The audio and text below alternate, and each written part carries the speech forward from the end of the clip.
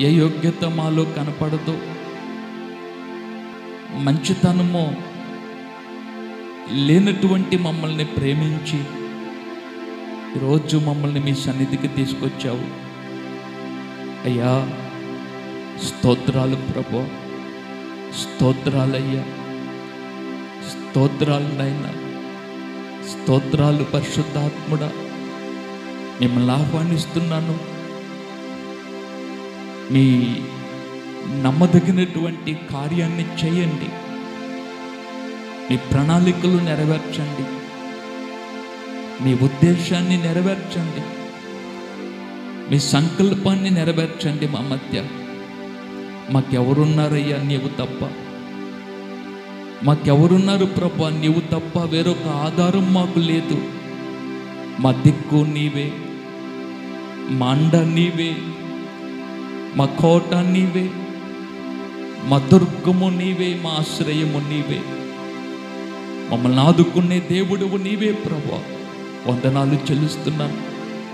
ఈ ఉదయకాలమందు మీ గొప్ప నామాన్ని ఆరాధించే భాగ్యం మీరు మాకు ఇచ్చినందుకు స్తుతిస్తూ, మీ గొప్ప నామాన్ని పాడే భాగ్యం మీరు మాకు ఇచ్చినందుకు వందనాలు చెల్లిస్తూ, మహిమ మీ నామానికి ఆరోపిస్తూ, మా రక్షకుడు విమోచకుడైన యేసుక్రీస్తు నామంలో ప్రార్థించి అడిగి పొంది ఉన్నామని నమ్ముతున్నాము తండ్రి. ఆమేన్, ఆమేన్. మంచిది, అందరం కూర్చుందాం.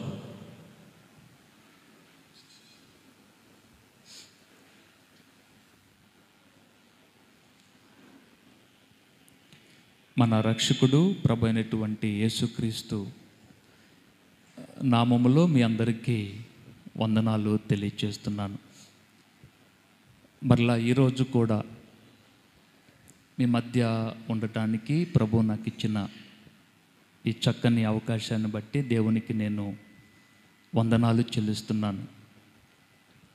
మీతో ఈ విధంగా ఉండటానికి ప్రభు నాకు సహాయం చేశారు.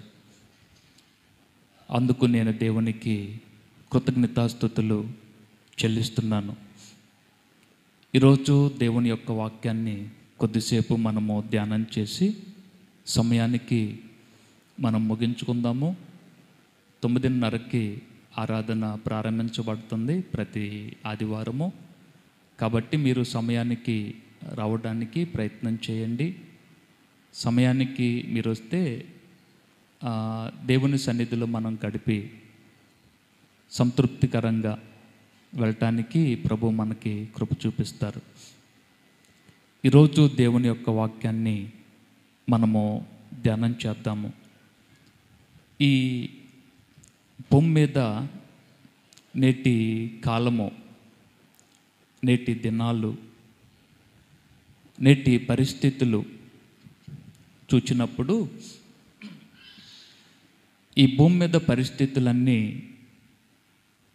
మానవ జీవితంలో సంతృప్తి లేనటువంటి స్థితిలో మనిషి బ్రతుకుతున్నాడు. సంతృప్తి లేదా ఆనందము, సంతోషము లేనటువంటి జీవితంలో మనిషి ఉన్నాడు. ఏది చేసినా ఈరోజు మానవుడికి అంత సంతృప్తి అనిపించట్లేదు. ఏది చేసినా ఎలా ఉన్నా అంత సంతోషకరంగా మానవ జీవితంలో గడపలేకపోతున్నాడు, సంతోషాన్ని అనుభవించలేకపోతున్నాడు. దానికి కారణము నేటి జీవన శైలి అవ్వచ్చు, కుటుంబ పరిస్థితులు అవ్వచ్చు, ఏ కారణమైనా కావచ్చు. ఈ మనస్తత్వ శాస్త్రవేత్తలు కొంతమంది మనుషులను తీసుకొని వారి మీద కొన్ని పరిశోధనలు చేశారు. ఎందుకు మనిషి సంతోషంగా ఉండలేకపోతున్నాడు, ఎందుకు మనిషి ఆనందంగా దేవుడు వారికి ఇచ్చినటువంటి జీవితాన్ని ఆనందంగా ఎందుకు గడపలేకపోతున్నాడు? ఏదో ఒక చింత, ఏదో ఒక బాధ, ఏదో ఒక విషయాన్ని బట్టి కృంగిపోవటమో, ఏదో ఒక విషయాన్ని బట్టి ఏడుస్తూ గడపటమో, బాధపడుతూ గడపటమో. నేటి దినాల్లో ఒక ప్రాంతానికి, ఒక పట్టణానికి, ఒక దేశానికి, ఒక రాష్ట్రానికి ఇది పరిమితం కాలేదు. అన్ని ప్రాంతాల్లో, అన్ని చోట్ల, అన్ని దేశాల్లో ఈ విధమైనటువంటి పరిస్థితులే కనపడుతున్నాయి. అందుకని వారు, శాస్త్రవేత్తలు కొంత అవగాహన కోసమో ఎందుకు పరిస్థితులు ఇట్లా దిగజారుతున్నాయి అనే అవగాహన కోసమో కొంతమందిని, పెద్దవారిని, అనుభవజ్ఞులను తీసుకొని వారి మీద కొన్ని పరిశోధనలు చేశారు. ఎందుకు మనిషి సంతోషంగా ఉండలేకపోతున్నాడు? ఎందుకు మనిషి ఆనందంగా గడపలేకపోతున్నాడు? కారణం ఏంటి అని చూస్తూ పరిశోధన చేస్తే వారికి కొన్ని విషయాలు అర్థమయ్యాయి.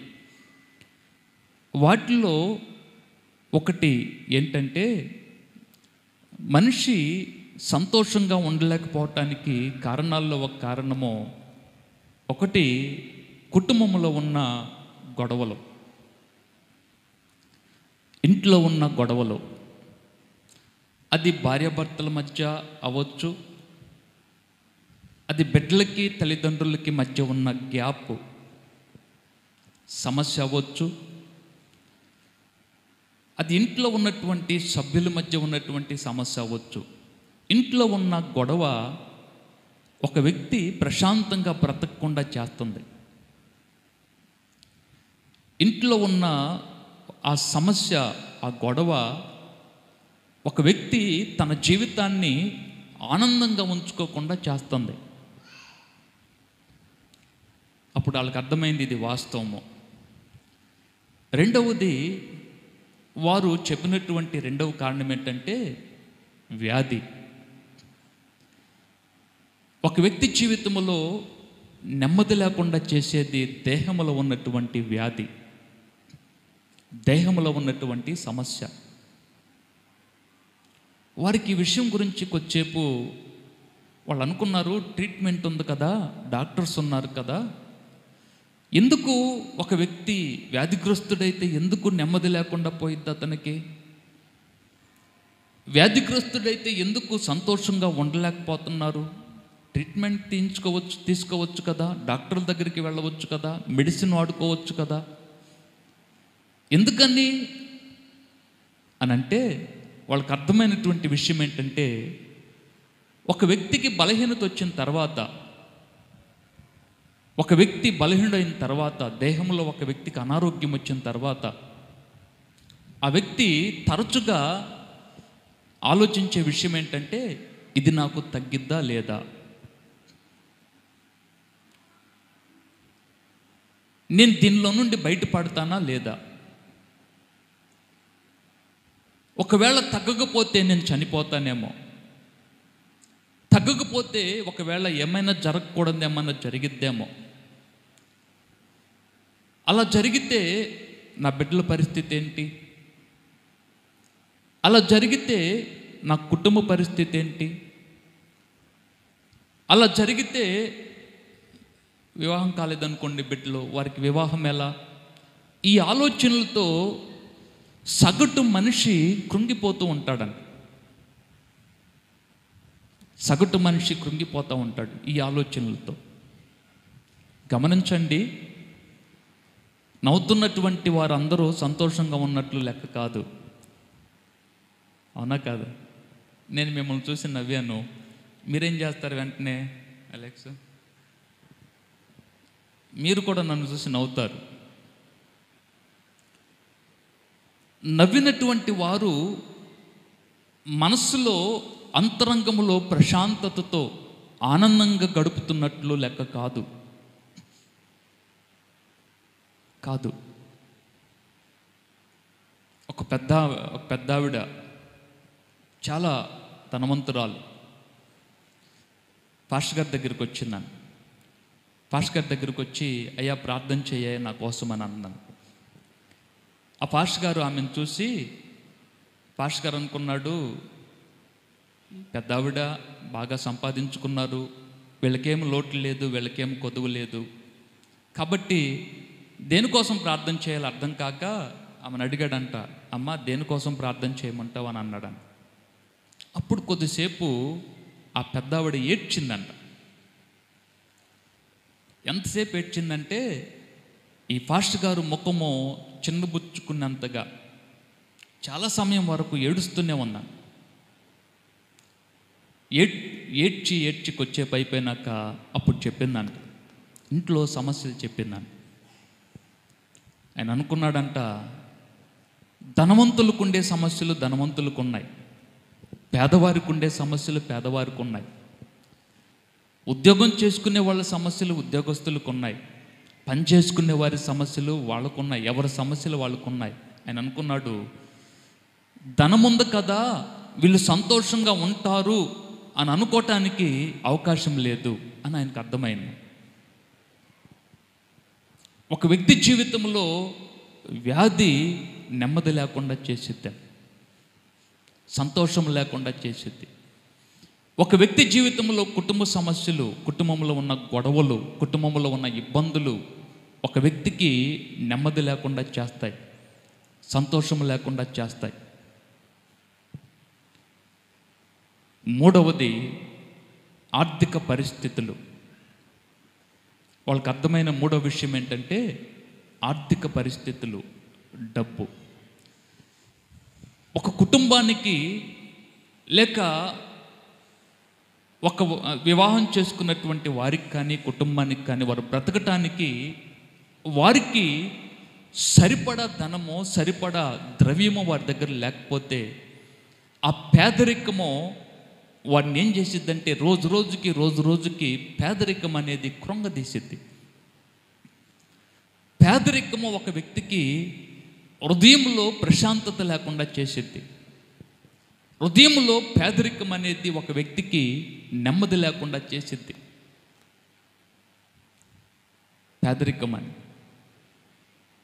ఇది చాలా, వాళ్ళు అనుకున్నారు ఇది చాలా ఇబ్బందికరమైంది. అవును, ఈరోజు సంతోషం కోసమో ఆనందంగా గడపటం కోసమో సంతోషంగా జీవించటం కోసం మనిషి అనేక ప్రయత్నాలు చేస్తున్నాడు.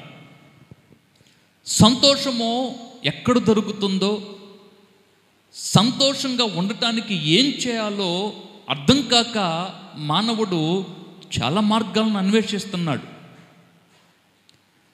చాలా మార్గాల్లోనికి వెళ్ళి వెతుకుతున్నాడు. కానీ నిజమైన సంతోషం ఎక్కడ దొరికిందో తెలియక మానవుడు అర్థం కాకుండానే జీవితాన్ని ముగించేవారు చాలామంది ఉన్నారు.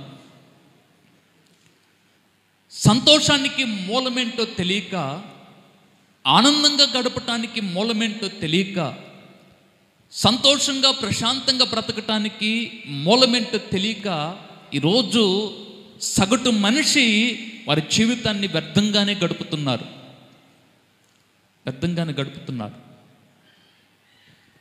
ఈరోజు నేను మీకు ఈ విషయాన్ని చెప్పాలనుకుంటున్నాను. దేవుడు ఒక వ్యక్తిని సంతోషంగా ఉంచటం కోసము దేవుడు ఏం చేస్తాడు? ఒక వ్యక్తి ఆనందంగా గడపడం కోసమో దేవుడు ఏం చేస్తాడు? ఎక్కడ దొరుకుతుంది మనకు సంతోషము? ఎక్కడ దొరుకుతుంది మనకు ఆనందము? ఎక్కడికి వెళ్ళాలి సంతోషం కోసమో ప్రశాంతత కోసమో? మనం ఏం చేయాలి? ఏం చేస్తే మనము జీవితంలో నెమ్మదిగా ప్రశాంతంగా ఉంటాము? ఆ విషయాన్ని మనము చూద్దాం బైబిల్లో నుండి. ఇప్పుడు బైబిల్లోనికి మనము వాక్యంలోనికి వెళ్దాం, చదువుకుందాం. కీర్తనల గ్రంథము.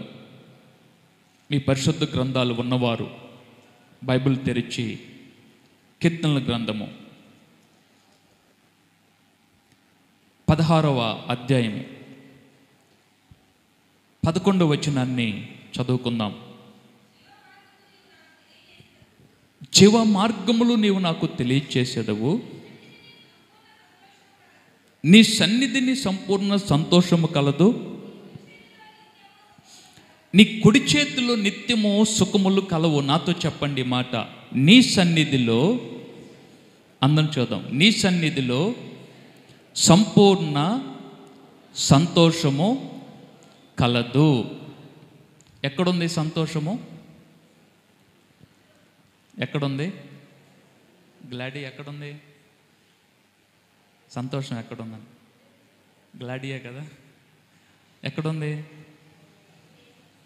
దేవుని సన్నిధిలో. ఒక అద్భుతమైనటువంటి సత్యం ఏంటంటే, మనిషి ఏమున్నా ఏమి లేకపోయినా, తినటానికి ఉన్నా లేకపోయినా, బ్రతకటానికి ఉన్నా లేకపోయినా, అనుదినము అవసరతలు తీరినా తీరకపోయినా, దేవుని సన్నిధంట ఒక వ్యక్తిని, దేవుని సన్నిధిలో ఒక వ్యక్తి గడపటం నేర్చుకుంటే, దేవుని సన్నిధిలో ఒక వ్యక్తి జీవించటం నేర్చుకుంటే, దేవుని సన్నిధికి ఒక వ్యక్తి రావడం నేర్చుకుంటే, దేవుని సన్నిధితో సన్నిహితమైనటువంటి సంబంధము ఒక వ్యక్తికి ఏర్పడితే అన్నం తినటం కూడా మర్చిపోతాడంట.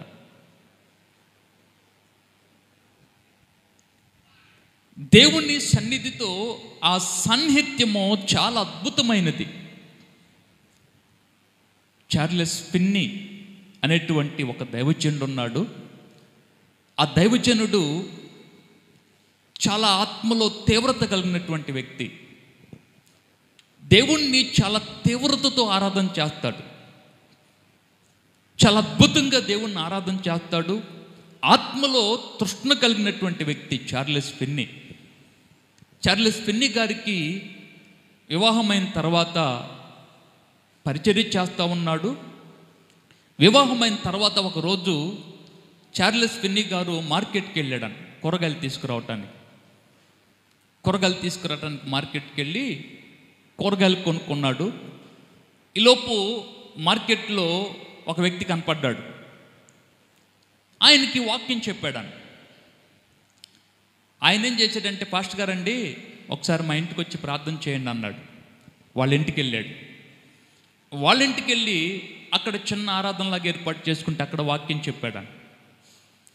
ఆ ఇంటికి వచ్చినటువంటి మరొక ఆవిడ పాస్టర్ గారు మాట్లాడుతున్న విధానాన్ని చూసి, పాస్టర్ గారండి మీరు మా ఇంటికి రావాలండి, మా ఇంట్లో కొంచెము సమస్య ఉంది, మా ఇంటి పక్కన వాళ్ళందరూ నేను గ్యాదర్ చేస్తాను, వారికి వాక్యం చెప్పాలని పాస్టర్ గారిని అక్కడికి తీసుకెళ్ళిందని. అక్కడికి తీసుకెళ్తే పాస్టర్ గారు అక్కడ వాక్యం చెప్పాడని. ఎప్పుడు బయలుదేరాడు? ఈ కూరగాయలు అక్కడే పెట్టాడు. ఎక్కడ మొట్టమొదటి వెళ్ళిన ఇంటి దగ్గర కూరగాయలు పెట్టేశాడు. 30 రోజుల తర్వాత ఆయన గుర్తొచ్చిందంట, నేను ఎక్కడికి వచ్చానంటే మార్కెట్కి కదా నేను వచ్చింది, నేను కూరగాయలు కొనటానికి కదా వచ్చింది. ఇంకొక విషయం ఏంటి తెలుసా?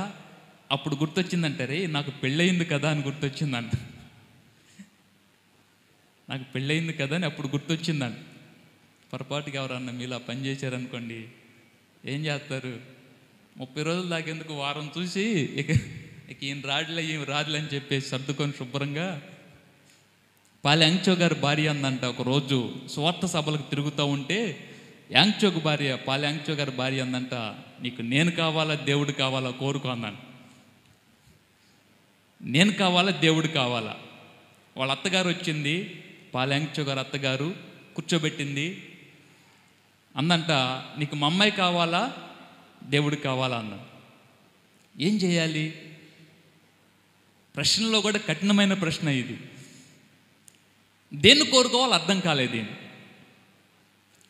అదే అన్నాడంట, అదేంటి అత్తమ్మా అట్లా అంటున్నారేంటి, అట్లా అనమాకండి అంటే, కాదు ఈ రెండే, నీకు అది కావాలా ఇది కావాలన్న.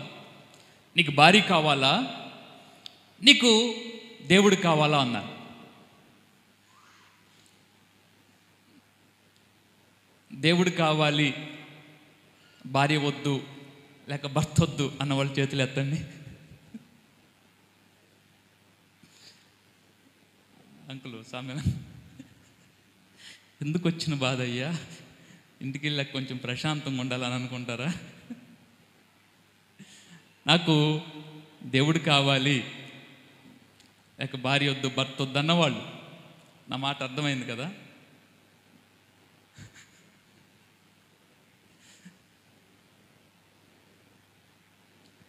అర్థమైంది కదా? అప్పుడు ఆయనకు కూడా అసలు అర్థం కాలే, ఏం కోరుకోవాలో అర్థం కాల. ప్రార్థన చేసుకున్నాడంటే వెళ్ళి, వాళ్ళు తిడతానే ఉన్నారు, వాళ్ళని తిట్టుకొని అని చెప్పేసి లోపలికి వెళ్ళిపోయి రూమ్లోకి వెళ్ళిపోయి ప్రార్థన చేసుకున్నాడు. ప్రభువా, చాలా విషం పరీక్షలో ఉన్నాను నేను, ఈ టైంలో నువ్వు నాతో మాట్లాడకపోతే నా భార్య బ్యాగ్ సర్దుకొని బయట ఉంది, ఇంటికి వెళ్ళిపోవటానికి రెడీగా ఉంది, ఇప్పుడు నువ్వు నాతో మాట్లాడాలి, నాతో మాట్లాడకపోతే నా పరిస్థితి బాగా దిగజారిపోయింది ప్రభువా, ఏం చేయమంటావు అన్నాడు. అప్పుడు ప్రభు చెప్పాడంట, వెళ్ళి నా భార్య కావాలని చెప్పు అన్నాడంట. భార్య కావాలని చెప్తే అప్పుడు వెళ్ళి అంత అన్నాడంట. దేవుడు చెప్పాడంట, నీ కుటుంబాన్ని ప్రేమించు, నీ భార్యని ప్రేమించు, నీ భర్తను ప్రేమించు.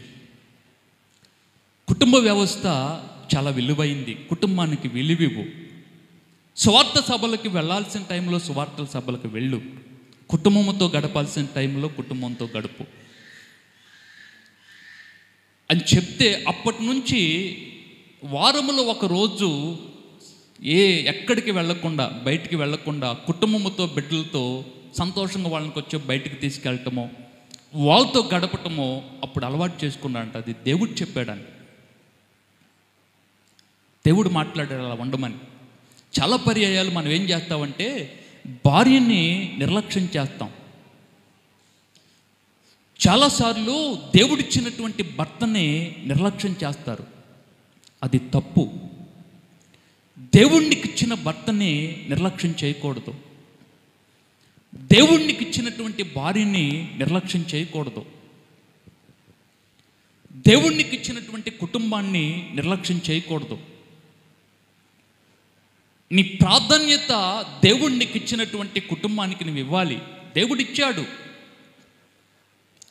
దేవుడిచ్చాడు. భార్యను ఎవరిచ్చారు? దేవుడిచ్చాడు. భర్తను ఎవరిచ్చారు? దేవుడిచ్చాడు. బిడ్డలను ఎవరిచ్చారు? దేవుడిచ్చాడు. కుటుంబ వ్యవస్థను ఎవరు ఏర్పాటు చేశాడు? దేవుడు ఏర్పాటు చేశాడు. నీ విలువ ఇవ్వాల్సింది ఎవరికో తెలుసా? వారికే. దేవుని సమయాన్ని, దేవుని సన్నిధిలో నువ్వు గడుపుతూ కుటుంబాన్ని నిర్లక్ష్యం చేయకూడదు. కుటుంబముతో ఉంటూ దేవుని సన్నిధిని నిర్లక్ష్యం చేయకూడదు. అర్థమైందా? దేవుని సన్నిధి, కుటుంబమే. దేవుని సన్నిధిలో ఉంటున్నాను, దేవునితో నేను గడుపుతున్నాను, దేవుని పని నేను చేస్తున్నాను అని అంటూ దేవునికి ఇచ్చినటువంటి భార్యని నిర్లక్ష్యం చేయకూడదు, భర్తను నిర్లక్ష్యం చేయకూడదు.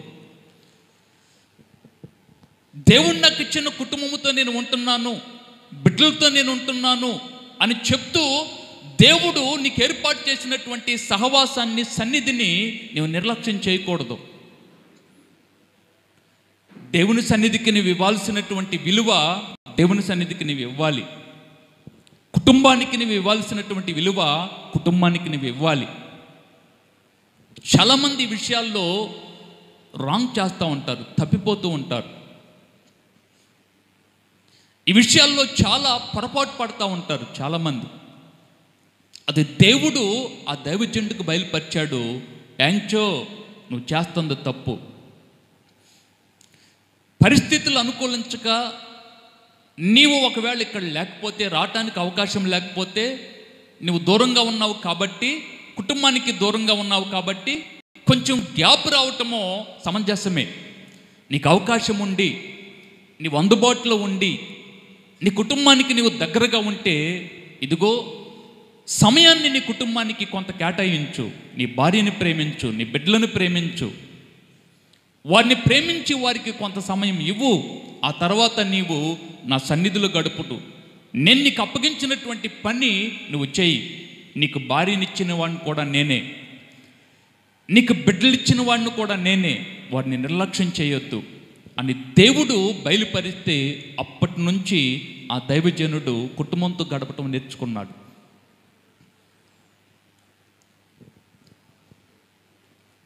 దేవుని సన్నిధి అద్భుతమైనది. ప్రపంచంలో మనిషి ఏమున్నా ఏమి లేకపోయినా బ్రతకగలుగుతాడేమో, కానీ దేవుని సన్నిధి లేకుండా మనిషి బ్రతకలేడు. దేవుని సన్నిధి లేకుండా మనిషి సంతోషంగా ఉండలేడు. దేవుని సన్నిధి లేకుండా మనిషి ఆనందంగా గడపలేడు. దేవుని సన్నిధిలో గడపకుండా మనిషికి భూమి మీద ప్రశాంతత లేదు. భక్తుడు అంటున్నాడు, అయ్యా సంతోషం నాకెక్కడుంది, ఆనందము నాకెక్కడుంది? నీ సన్నిధిలోనే కదా. నాకు సంతోషం ఎక్కడ దొరికిద్ది? నీ సన్నిధిలోనే కదా. ఆనందం ఎక్కడ దొరికిద్ది? నీ సన్నిధిలోనే కదా. సంతోషం కోసం ఎక్కడికి వెళ్ళాలో తెలుసా మనిషి?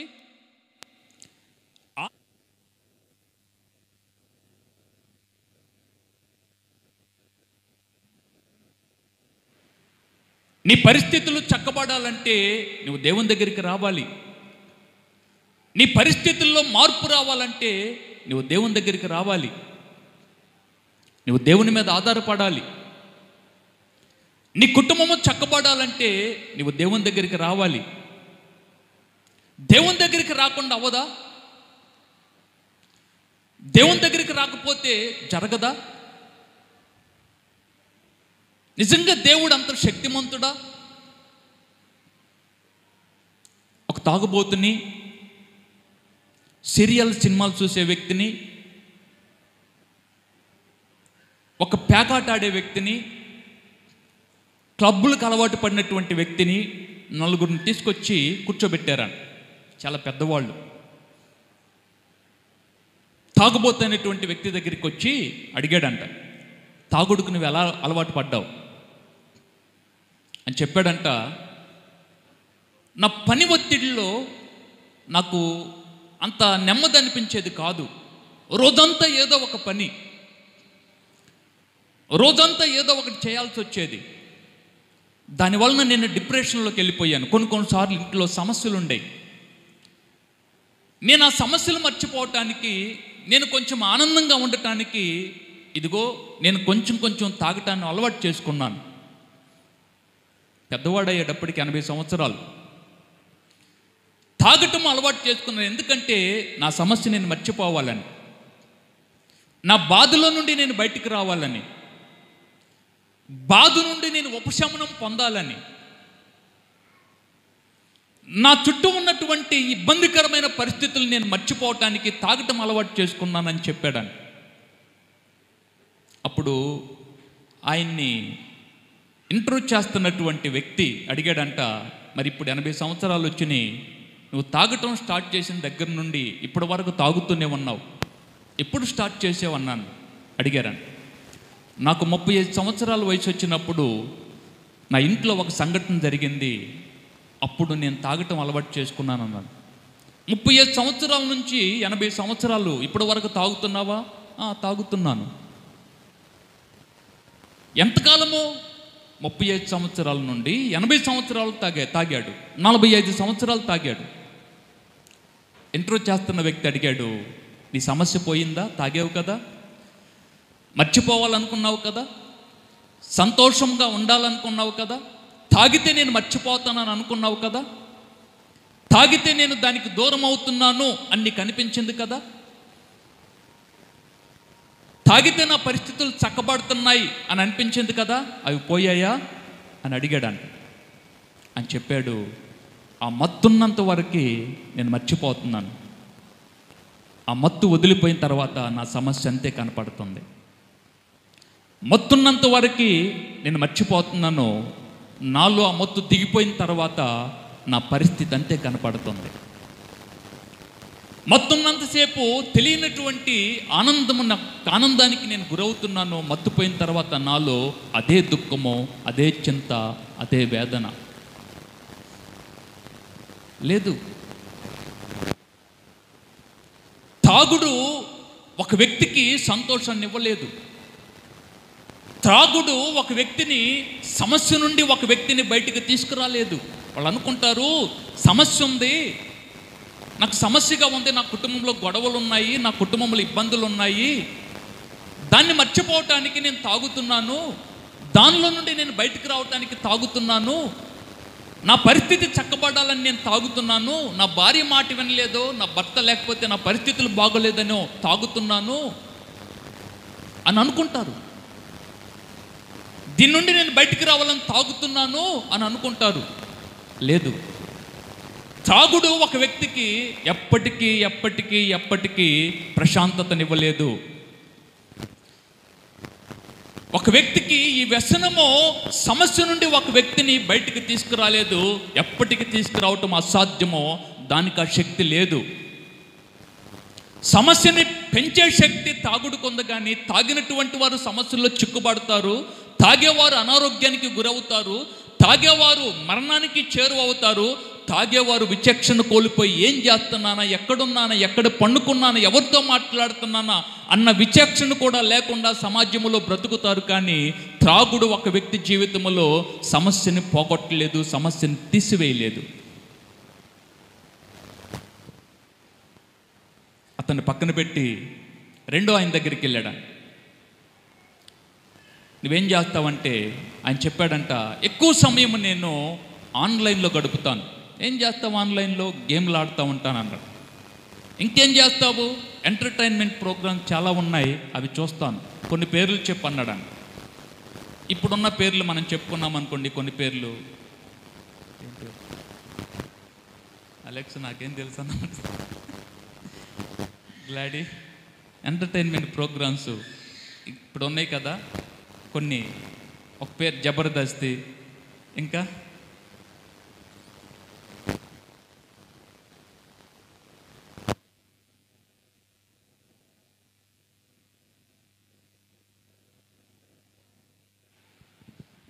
ప్రోగ్రామ్స్ పేరు చెప్పాడంట. ఆయన చెప్పాడంట, ఎక్కువ సమయం నేను దీనిలో గడుపుతాను అన్నాడు. ఎక్కువ సమయం నేను దీనిలో ఉంటానన్నాడు. అప్పుడు ఇంటర్వ్యూ చేస్తున్న వ్యక్తి అడిగాడంట, అది చూస్తున్నప్పుడు నీకు ఎట్లా అనిపించిద్ది? చాలా సంతోషంగా ఉండిద్ది, పెద్దగా నవ్వుకుంటారంట అది చూస్తూ. అది జరుగుతున్న సిచ్యువేషన్ చూసి, టీవీలో వస్తున్న కార్యక్రమం చూసి, టీవీలో జరుగుతున్న ఆ ప్రోగ్రాం చూసి హృదయంలో ఆనందంతో, సంతోషంతో, పెద్దగా సంతోషంతో కేకలు వేస్తారంట, పెద్దగా నవ్వుతారంట. ఆ సీరియల్ చూసి, ఆ సినిమా చూసి నవ్వుతూ ఉంటాడని, ఆనందంగా గడుపుతూ ఉంటారని.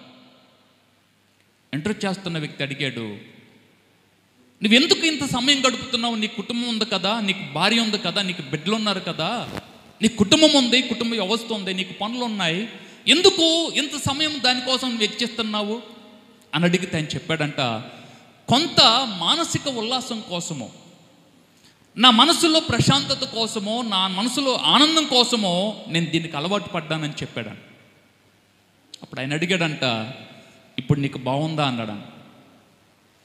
ఇవన్నీ నువ్వు అనుకున్నావు కదా, ప్రశాంతత కోసం, మానసిక ఉల్లాసం కోసం, ఆనందం కోసం అన్నావు కదా, ఇప్పుడు నువ్వు ఆనందంగా ఉంటున్నావా అని అడిగితే ఆయన చెప్పాడంట, సాయంకాలం అయ్యేటప్పటికీ నేను ఆన్లైన్లో నుండి లేకపోతే ఆ ప్రోగ్రామ్స్లో నుండి బయటకు వచ్చి ఒంటరిగా నేను కూర్చున్నప్పుడు తెలియనటువంటి బాధ, తెలియనటువంటి దిగులు, తెలియనటువంటి దుఃఖము నన్ను ఆవరించిద్ది. నా కళ్ళ ముందు వయసుకు వచ్చినటువంటి నా పిల్లలు కనపడుతున్నారు, వీరి భవిష్యత్తు ఏంటి, వీరికి వివాహం ఎట్ చేయాలి, ఈ పిల్లల భవిష్యత్తు ఏంటి, ఈ పిల్లల పరిస్థితి ఏంటి, వాళ్ళని చూసినప్పుడు నాకు వేదనగా ఉండిద్ది. ఒక పక్క అంతంత మాత్రంగా ఉన్నటువంటి నా ఆర్థిక పరిస్థితులు, అంతంత మాత్రంగా ఉన్నటువంటి నా స్థితిగతులు, వాటిని చూసినప్పుడు నాకు ఏడుపు వచ్చింది అన్నాడు. మరి నీ సమస్య పోవటానికి వెళ్ళే చూస్తున్నానన్నావు కదా అంటే, లేదండి, తాత్కాలికమైనటువంటి ప్రశాంతత కోసం నేను వెళ్ళాను తప్ప నాకు శాశ్వతమైన పరిష్కారం అక్కడ దొరకలేదు. శాశ్వతమైన పరిష్కారమో, శాశ్వతమైన సంతోషమో నాకు దొరకలేదు అక్కడ. నాకు లభించలేదు. అక్కడ పక్కన కూర్చోబెట్టాడు. మూడో వ్యక్తిని పిలిచాడు. మూడో వ్యక్తిని పిలిచి నువ్వేం చేస్తున్నావు అని అడిగాడు. ఆయన వెళ్ళిపోయి పేకాట ఆడతాడు. ఆయనకున్న అలవాటు ఏంటంటే భార్య కోప్పడితే పేకాటకి వెళ్తాడంట. వారం రోజుల తర్వాత తిరిగి వస్తాడంట. భార్య కోప్పడింది అనుకోండి, వెళ్ళిపోతాడంట. కుటుంబం అన్నాక భర్త కోప్పట్టమో భార్య కోప్పట్టమో సాధ్యం. కుటుంబం అన్నాక భార్య భర్తల మధ్య చిన్న చిన్న ఆర్గ్యుమెంట్ రావటం సాధ్యం. కుటుంబం అన్నాక భార్య భర్తలు అన్నాక చిన్న చిన్న గొడవలు రావటం సాధ్యం. వాటిని పెద్ద చేసుకోకూడదు. చిన్న గొడవని పెద్ద చేసుకోకూడదు. చిన్న గొడవ విడాకుల దాకా వెళ్ళకూడదు. ఇంట్లో కూర్చొని పరిష్కరించుకునేటువంటి సమస్యలు పెద్దల మధ్యలో పెట్టుకోకూడదు. భార్యాభర్తలు కూర్చొని చర్చించుకొని పరిష్కరించుకోగలిగినటువంటి సమస్యలు తల్లిదండ్రుల దగ్గరికి వెళ్ళకూడదు. రెండు కుటుంబాల మధ్య వెళ్ళి రెండు వర్గాలుగా విడిపోకూడదు. అది తప్పు. సమయోచితంగా ఆలోచన చేస్తే పరిష్కారం నీ దగ్గరే ఉంది. సమయోచితంగా నీవు ఆలోచన చేస్తే సమస్యకు పరిష్కారం నీ చేతుల్లోనే ఉంది. సమయోచితమైన జ్ఞానముతో జ్ఞానయుక్తంగా ఆలోచన చేస్తే పరిష్కారం నీ దగ్గరే ఉంది. నీవెక్కడికో వెళ్ళాల్సిన పని లేదు. నువ్వు దేన్నో వెతకాల్సిన పని లేదు. ఆయన వెళ్ళిపోయి ఎప్పటికో మళ్ళీ తిరిగి ఇంటికి వస్తాడంట. గొడవ అయితే చాలు వెళ్ళిపోతాడంట. గొడవ అయితే చాలు మాట్లాడ్డాను. ఇది తప్పు. భార్య భర్త ఇరువురు గొడవలున్నా సమస్యలున్నా సూర్యుడు అస్తమించేలోపు లేకపోతే ఆ పగటి వేళ ఆ సాయంకాలం సమయానికి మాట్లాడుకోవాలి. మాట్లాడుకోకుండా ఉండకూడదు. దినాలు, 2 దినాలు, 3 దినాలు, వారమో, నెలల తరబడి మాట్లాడుకోకుండా ఉండకూడదు. అది చాలా తప్పు. ఉంటారు, అలాంటి వాళ్ళు ఉన్నారు. మా బంధువులు ఆవిడ ఉంది, భర్తతో 8 నెలలు పలకలేదని. 8 నెలలు భర్తతో పలకలేదని.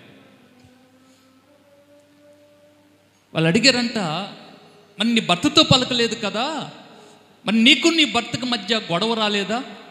మరి ఆయనకి బట్టలు ఎట్లా ఉతికావు, భోజనం ఎట్లా పెట్టావు, స్నానానికి నీళ్ళు ఎట్లా తోడావు, ఆయనకి పరిచర్య ఎట్లా చేసావు అని అడిగారంట వాళ్ళు. అడిగితే ఆవిడ చెప్పిందంట, ఆయన బజార్కి వెళ్ళాడు అనుకోండి, బజార్ నుంచి వచ్చేటప్పుడు బయట ఉండిద్ది, బజార్ నుంచి వస్తున్నాడు అని అనుకున్నప్పుడు వెంటనే ఆయన దూరంగా ఉండగానే వెళ్ళిపోయి వేడి నీళ్ళు తోడేసి అక్కడ పెట్టిద్దండి. ఆయన తుడుచుకోవటానికి టవలు, షర్టు, తర్వాత ఆయన వేసుకోవటానికి బట్టలు అక్కడ పెట్టేసి బాత్రూమ్ దగ్గర పెట్టి ఆవిడ వెళ్ళిపోయింది. ఆయన వచ్చిన తర్వాత నీళ్లు రెడీగా ఉన్నాయి. ఇప్పుడు భార్యతో గొడవ పట్టడానికి, మాట్లాడటానికి, పిలవటానికి కూడా లేదు. నీళ్లు ఉన్నాయి, స్నానం చేస్తాడు. ఆయన స్నానం చేసే లోపు ఆయన వెళ్ళిపోయి స్నానం చేస్తున్నాడని గమనించి వెంటనే వెళ్ళిపోయి భోజనం పెట్టి ప్లేటు, వాటరు అన్నీ రెడీగా పెట్టి వెళ్ళిపోయిద్దాను. ఆయన స్నానం చేసి వచ్చి కూర్చొని భోజనం చేస్తాడని. భోజనం చేసి అయిపోతుంది అనుకున్న సమయానికి వెళ్ళిపోయి మంచం వేసి, బెడ్షీట్ వేసి, దిండేసి, దుప్పట పెట్టేసిద్దాను. ఆయన వెళ్ళిపోయి కొద్దిసేపు అన్నం తిరిగి అటు ఇటు తిరిగి వచ్చి బెడ్షీట్ మంచం మీద పండుకుంటాడని. ఉదయం ఆయన లేవకముందే లేచి ఉదయాన్నే టీ పెట్టిద్దాను. లేచి ఆయన ఇక లేస్తున్నాడు అని అనుకున్న సమయానికి టీ పెట్టిద్ది, సిమ్లో ఉంచిద్ది. టీ వేడవుతూ ఉంటాయి, ఈలోపు కొంచెం ఆవిరైపోతూ ఉంటాయి. ఆ టీ గ్లాసులు పోసి లేస్తున్నాడు రా అనుకున్న సమయానికి ఆ కప్పు తీసుకొచ్చి పక్కన పెట్టేసిద్దాను. ప్రతిరోజు మెను అది, ప్రతిరోజు ప్రాసెస్ అది. 8 నెలలు భర్తని అండి అని పిలవలేదని. అండి అనో, మావయ్యనో, ఇంకొకటి ఏదో. 8 నెలలు భర్తతో మాట్లాడలేదు, ఆయన కూడా మాట్లాడలేదు. ఉంటారు అలాంటి వాళ్ళు. భార్య అన్నాక, భర్త అన్నాక గొడవలు వస్తాయి, రాకుండా ఉండవు. ఒక దైవజనుడు చెప్పాడు, పెద్ద ఆయన, గొడవలు రానటువంటి వాళ్ళు భార్యాభర్తలే కాదన్నాడు ఆయన. గొడవలు రాని వాళ్ళు అసలు భార్యాభర్తలే కాదండి. మంచి భార్యాభర్తలు అన్నాక తప్పనిసరిగా గొడవలు వస్తాయని, తప్పనిసరిగా ఆర్గ్యుమెంట్ జరిగి. భర్త మాటకి భార్య విలువివ్వాలి, భార్య మాటకి భర్త విలువివ్వాలి, గౌరవించాలి. వారు కూర్చొని చర్చించుకోవాలి. సాధ్యమైనంత వరకే భార్య భర్తలు కూర్చొని మాట్లాడుకొని సమస్యను పరిష్కరించుకోవాలి. కానీ భార్య తరపు బంధువులకి భార్య చెప్పుకోకూడదు, భర్త తరపు బంధువులకి భర్త చెప్పుకోకూడదు. నీ సమస్య మూడో వ్యక్తికి తెలియకూడదు. నీ ఇంట్లో సమస్య మూడో వ్యక్తికి తెలియకూడదు. నీ ఇంట్లో సమస్య నీ పుట్టింటి వాళ్ళకి తెలియకూడదు. నీ ఇంట్లో ఏం జరుగుతుందో నీ పక్క వాళ్ళకు కూడా తెలియకూడదు. అలా చేస్తున్నావంటే నీ కుటుంబాన్ని నీవే బజారు పాలు చేసుకుంటున్నావు. అలా చేస్తున్నావంటే నీ భర్త గౌరవాన్ని సమాజంలో తగ్గిస్తుంది నీవే. అలా చేస్తున్నావంటే నీ కుటుంబానికి ఉన్నటువంటి గౌరవాన్ని నలుగురు మధ్య నవ్వులు పాలు చేసుకుంటుంది నీవే. అలా చేస్తున్నావంటే నీ కుటుంబానికి ఉన్నటువంటి పేరు, నీ కుటుంబానికి ఉన్న విలువ, నీ కుటుంబానికి ఉన్నటువంటి గౌరవము 10 మందిలో ఆ గౌరవాన్ని పోగొట్టుకుంటుంది నీవే. తెలియనివ్వకు. నీ సమస్య, నీ భార్యాభర్తల మధ్య ఉన్న సమస్య మూడో వ్యక్తికి తెలియనివ్వద్దు. ఒకవేళ అది మీ ఇద్దరి మధ్య పరిష్కారం కావట్లేదు, పరిష్కారం కావటం అసంభవమో అని నీకు అనిపిస్తే నమ్మకస్తులైనటువంటి ఒకరినిద్దరిని పిలుచుకొని మాట్లాడుకొని సమస్యను పరిష్కరించుకోండి. అంతేకాని నీవు దాన్ని నీ ఇంటి వారికి, ఆ తల్లిదండ్రులకి, ఈ తల్లిదండ్రులకి 10 మందిని కూర్చోబెట్టి, లేక నీ స్నేహితులైన వాళ్ళకి చెప్పి నీ భర్త విలువ, నీ విలువ, నీ కుటుంబం విలువ, నీ కుటుంబానికి ఉన్నటువంటి గౌరవాన్ని దిగజార్చుకోవద్దు. ఆయన భార్యతో గొడవ పడితే అలా ప్యాకెట్కి వెళ్ళిపోయి ఎప్పుడుకో ఇంటికి వస్తాడని ఆయన చెప్పాడు. మరి పోయినయ్యా? ఇంట్రో చేస్తున్న వ్యక్తి అడిగాడు, పోయినాయి అవి? 80 సంవత్సరాలు వచ్చాయి, పోలేదు. సంతోషం కోసం, ఆనందం కోసము కొంతమంది మత్తు పదార్థాలను ఆశ్రయిస్తున్నారు. మర్చిపోవటానికి, సమస్యకు దూరం అవటానికి కొంతమంది తాత్కాలికమైన ఎంటర్టైన్మెంట్ ప్రోగ్రామ్స్ని ఆశ్రయిస్తున్నారు. మనశ్శాంతి కోసమో, ప్రశాంతత కోసమో దేని దగ్గరకో వెళ్తున్నారు. ఏ మార్గంలోనికి వెళ్తున్నారు? నువ్వు వెళ్తున్న మార్గము తప్పు. హృదయంలో, మనస్సులో, జీవితంలో నెమ్మది ఇచ్చేది ఒక్కరే, ఆయన ప్రభు అయిన యేసుక్రీస్తు మాత్రమే. నీ పరిస్థితిలో మార్పు తీసుకురాగలిగింది ఒక్కడే, ఆయన ప్రభు అయిన యేసుక్రీస్తు మాత్రమే. నీ సమస్యని తీసివేయగలిగిన శక్తి, సమర్థుడు ఒక్కడే, ఆయన ప్రభు అయిన యేసుక్రీస్తు మాత్రమే. ఆయన చేతిలో పెట్టు, ఆయనకు అప్పగించు, ఆయనకివ్వు. ఆయన చేయలేనిది, ఆయనకు అసాధ్యమైనది, ఆయన వల్ల కానిది ఏది లేదు, ఎప్పటికీ కూడా లేదు. అసాధ్యమైనది ఏమీ లేదు దేవునికి. నీ సమస్యను ఆయనకివ్వు, నీ పరిస్థితిని ఆయన చేతిలో పెట్టు. భర్త పరిస్థితి ఆయనకు అప్పగించు, బిడ్డల పరిస్థితి ఆయనకు అప్పగించు, ఆర్థిక పరిస్థితుల ఆయనకు అప్పగించు. అది ఏదైనా సరే నీ జీవితంలో నెమ్మదిని, సంతోషాన్ని, ఆనందాన్ని, ప్రశాంతతనివ్వగలిగింది ఒక్కడే, ఆయన ప్రభువైన యేసుక్రీస్తు మాత్రమే. ఆ సంగతి దైవజనుడికి తెలిసి, ఆ సంగతి భక్తుడికి అర్థమై అంటున్నాడు, అయ్యా ఎక్కడుంది సంతోషము, ఎక్కడుంది ఆనందము, ఎక్కడుంది ప్రశాంతత? నీ సన్నిధిలో. నీ సన్నిధిలో సంపూర్ణ సంతోషం కలదు. ఎలాంటి సంతోషము? అందరూ చెప్పండి, ఎలాంటి సంతోషము? కొద్ది కాదు, కొంచెం కాదు. మన దేవుడు ఎలాంటి వాడంటే ఆయన ఏది చేసినా పరిపూర్ణంగా చేస్తాడు. ఆమేన్.